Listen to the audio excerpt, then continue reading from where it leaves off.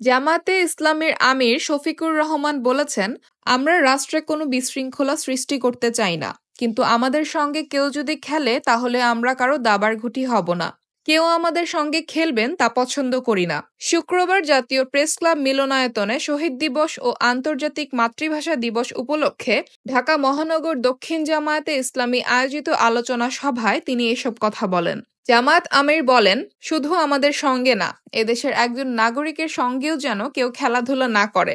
আমরা ফ্যাসিস্ট আমলে একটা কথা শুনতাম, খেলা হবে, ওই খেলা আর আমরা দেখতে চাই না।